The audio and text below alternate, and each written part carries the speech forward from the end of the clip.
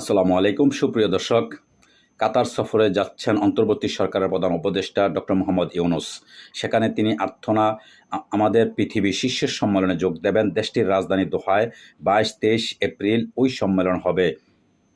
২১ April প্রধান উপদেষ্টা কাতারের উদ্দেশ্যে রওনা দেবেন। সম্মেলনে স্পিকার হিসেবে যোগ দেওয়ার জন্য ইতিমধ্যেই আয়োজকদের পক্ষ থেকে ডক্টর ইউনূসকে আমন্ত্রণ জানানো হয়েছে। সরকারি একটি সূত্র বিষয়টি নিশ্চিত করেছে। সূত্র জানায়, কাতার ফাউন্ডেশনের উদ্যোগে এবার দ্বিতীয়বারের মতো আর্থনা শীর্ষ সম্মেলনের আয়োজন করা হয়েছে। সম্মেলনে যোগ দিচ্ছেন প্রধান উপদেষ্টা ডক্টর মোহাম্মদ ইউনূস। কাতার ও অন্য উষ্ণ দেশগুলো জলবায়ু পরিবর্তন, শুল্ক ও পরিবেশের সঙ্গে খাপ খাইয়ে নিতে করণীয় নির্ধারণের সম্মেলনের আয়োজন করা হয়েছে।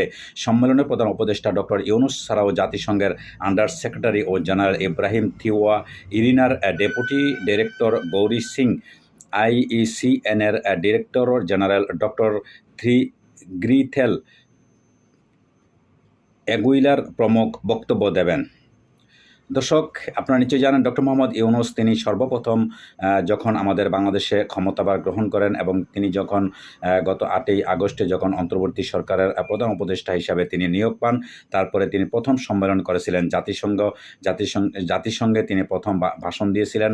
ওই ভাষণও তিনি বিশ্ব রেকর্ড করেছেন এবং যত জায়গায় তিনি গেছেন সব জায়গার মধ্যে প্রত্যেকটা সম্মেলনের মধ্যে তিনি প্রধান বক্তা হিসাবে বা প্রধান হিসাবে তিনি ওইখানে বক্তব্য রাখেন। এবং তিনি যখন আমাদের ডক্টর মোহাম্মদ ইউনূস যখন বক্তব্য রাখেন তখন কাউকে ভয় করে বা কাউকে কোনো লেয়াজও করে তিনি বক্তব্য রাখেন না। তিনি সরাসরি সবার উদ্দেশ্যে যে ভালো খারাপ সব কিছু মিলিয়ে তিনি কথা বলেন। এবং তিনি বাংলাদেশের যে জুলাই আগস্টে বৈষম্যবিরোধী ছাত্র আন্দোলনের মধ্য দিয়ে যে একটা গণ অভ্যুত্থান হয়েছে, সেই অভ্যুত্থানের দৃশ্য বা সেই প্রেক্ষাপট তিনি ওইখানে তুলে ধরার চেষ্টা করছেন। প্রত্যেকটা সম্মেলনে তিনি এই কথাগুলো বলেছেন যে এইখান থেকে সারা বিশ্ব শিক্ষা নেওয়ার দরকার আছে। কারণ একটা দেশে যখন জালিম সরকার, স্বৈরাচারী সরকার বা একটা রেজিম সরকার যখন এভাবে জাতির উপরে যখন চেপে বসে, তখন কিভাবে তাকে উৎখাত করা যায়, কিভাবে মাস্টার প্ল্যান করে, কিভাবে ছাত্ররা তাদেরকে উৎখাত করতে পারে, সেটা অবশ্যই বিশ্ব সবাই কিন্তু এটা থেকে শিক্ষা নেওয়া উচিত। বা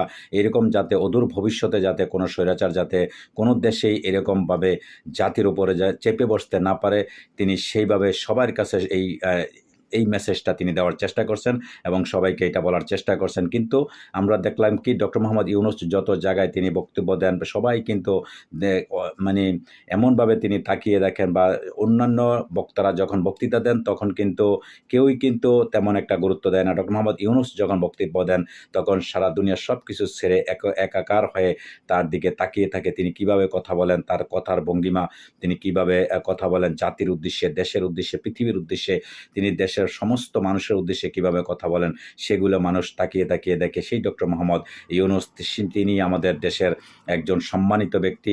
তিনি আমাদের মান, সম্মান, ইজ্জত সব কিছু বিশ্বের কাছে পরিচিত করে দিয়েছে এবং তিনি আমাদের সারা বিশ্বে, সারা পৃথিবীতে আমাদের মাথা উঁচু করে দাঁড়ানোর একমাত্র পথ হচ্ছে ডক্টর মোহাম্মদ ইউনূস। আশা করি তিনি অবশ্যই সামনের ভবিষ্যৎগুলো আমাদের অবশ্যই ভালো এবং সুফল বয়ে আনবে। দর্শক, আজকে এই পর্যন্ত।